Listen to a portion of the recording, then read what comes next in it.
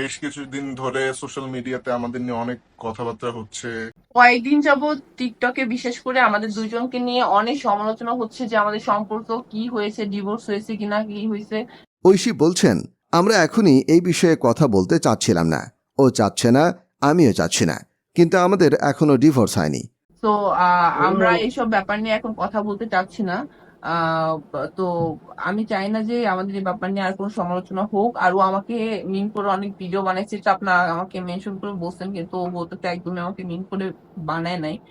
But আসলে যেটা সত্যি কথা সেটা হচ্ছে আমি ওকে নিয়ে যা যা পোস্ট করি সবগুলা আপনাদেরই ভুল ধারণা যে আমি ওকে নিয়ে পোস্ট করতেছি। আমি ওকে নিয়ে কিছুই পোস্ট করি না। ওকে আমি ডেফিনেটলি রেসপেক্ট করি। আমি দুষ্টামি করে আমার যেটা ভালো লাগে টিকটক। আমরা দুজনই সেপারেশনে আছি। ও ক্লিয়ার করে বলতে পারছে না সে কি করবে, আমিও পারছি না।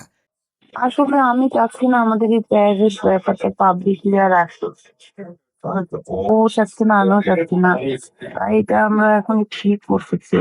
এটা দুজনের সিদ্ধান্তের বিষয়। আলভির সঙ্গে পরিচয় হয় ঐশীর। প্রথমে প্রেম, প্রেম থেকে বিয়ে, কিন্তু ভালোবাসার মানুষটির অনেক বিষয় মেনে নিতে পারছিলেন না বলে জানা যায়।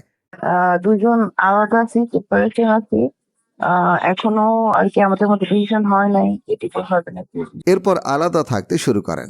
এই বিষয়ে ঐশী বলেন, তো এটা ও ক্লিয়ার করে বলতে পারবে ও কি করতে চায়। তেমন কিছুই আসলে হয়নি। ওর কিছু জিনিস আমার ভালো লাগেনি, এজন্যই আমি চলে এসেছি। তবে এদিকে বিচ্ছেদের প্রসঙ্গ সামনে আসতেই সামাজিক মাধ্যমে নেটিজেনদের একাংশের কটাক্ষের শিকার হচ্ছেন তিনি। এই বিষয়ে ঐশীর ভাষ্য, অনলাইনে ট্রোল হচ্ছে, এটা খুবই স্বাভাবিক। আমরা প্রায় 1 বছরের মতো একসঙ্গে ছিলাম। কারণ আপনি যদি কখনো একটা মানুষকে ছেড়ে যান তাহলে আপনি কখনো তাকে ভালোবাসেন। যাকে আপনি ভালোবাসবেন তাকে আপনি ছেড়ে থাকতে পারবেন। পাবলিকলি এখন আমাদের দুজনকে একসাথে দেখছে না, মানুষ ট্রোল করবেই। আচ্ছা, আমার কাছে প্রেম মানে আলবিউনিয়াল। মানুষ আসলে আমাদের দুজনকে আবার একসাথে দেখতে চায়, কিংবা আমাদের মধ্যে কি হয়েছে সেটা জানতে চায়।